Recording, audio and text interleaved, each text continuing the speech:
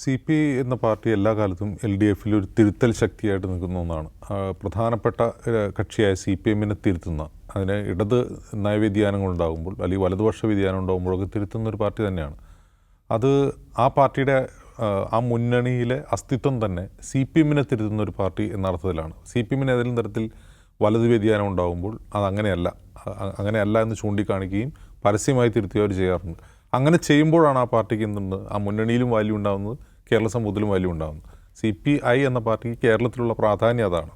ഇപ്പോൾ ഈ കഴിഞ്ഞ 10 വർഷത്തെ അനുഭവം എടുത്ത് നോക്കിക്കഴിഞ്ഞാൽ CPM-നെ പല ഘട്ടങ്ങളിൽ തിരുത്തിയിട്ടുണ്ട്. ഒന്ന് മാവോയിസ്റ്റ് വേട്ടകളുടെ കാര്യത്തിൽ, മറ്റൊന്ന് UAPA ചുമത്തുന്ന കാര്യത്തിലെല്ലാം പരസ്യമായ പ്രതികരണം നടത്തുകയും തിരുത്തുകയും ചെയ്തിട്ടുണ്ട്. ഒരു കാലത്ത് അത് അടിക്കടി ഉണ്ടാകുമായിരുന്നു. പിൽക്കാലത്ത് CPI നിശബ്ദമായിപ്പോയ ഒരു അവസ്ഥയുണ്ട് കാനം രാജേന്ദ്രൻ്റെ അവസാന കാലഘട്ടങ്ങളിൽ. ബിനോയ് വിശ്വം സംസ്ഥാന സെക്രട്ടറി ആയി വന്നതിന് ശേഷം അദ്ദേഹം വളരെ സൗമ്യ ഭാഷയായ ഒരു മനുഷ്യനാണ്. രാഷ്ട്രീയം പറയുമ്പോൾ പോലും സൗമ്യതയോടെ പറയുന്ന ഒരാളാണ്. കടുത്ത തീരുമാനങ്ങളോ കടുത്ത നടപടികളോ കടുത്ത വാക്കുകളോ അദ്ദേഹത്തിൻ്റെ വായിൽ നിന്നുണ്ടാവാറില്ല. കാനം ചെയ്തതുപോലെ പോലും ഇപ്പോൾ അദ്ദേഹത്തിൻ്റെ ഇതുവരെയുള്ള ടെന്യൂറിൽ അദ്ദേഹം അങ്ങനെ കാര്യമായ വിമർശനം CPM-നെതിരെ ഒരു ഉന്നയിച്ചിട്ടില്ല. സർക്കാരിനെയും CPM-നെയും ഡിഫെൻഡ് ചെയ്യുന്ന നിലപാടുകളാണ് അദ്ദേഹം ഇതുവരെ സ്വീകരിച്ചത്. പക്ഷേ ഈ PM ശ്രീ പദ്ധതിയുമായി ബന്ധപ്പെട്ട വിവാദങ്ങളിൽ അദ്ദേഹം ഇന്നലെ നടത്തിയ വാർത്താ സമ്മേളനം തന്നെ ഏറ്റവും നല്ല ഉദാഹരണം. ഒരുപക്ഷെ അദ്ദേഹത്തിൻ്റെ പൊളിറ്റിക്കൽ കരിയറിലെ ഏറ്റവും മികച്ചൊരു വാർത്താ സമ്മേളനമാണ് ഇന്നലെ നടന്നത്.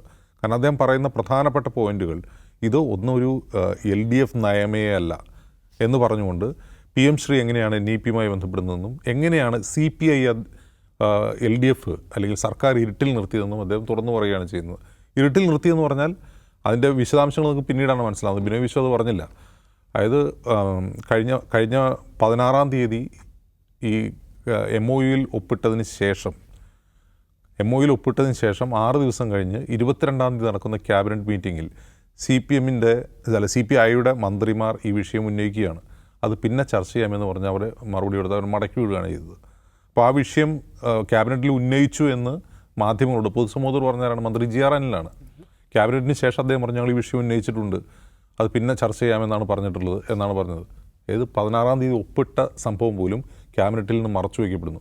ഇത് കേവലമായ CPI തർക്കം മാത്രമല്ല, ഇതിലേറ്റവും പ്രധാനപ്പെട്ട പോയിന്റ് ഒരു സർക്കാർ എങ്ങനെയാണ് പ്രവർത്തിക്കുന്നത് അതാണ് ബിനോയ് വിശ്വം ഇന്നലെ ചോദിക്കുന്നത്. അദ്ദേഹം വിട്ടു പറഞ്ഞില്ലെങ്കിലും ഇതെന്ത് തരം ഗവൺമെൻറ്റാണ്, ഇതെന്ത് ഗവൺമെൻറ്റാണെന്നാണ് ബിനോയ് വിശ്വം ചോദിക്കുന്നത്. ഇങ്ങനെയല്ലല്ലോ ഗവേണൻസ്.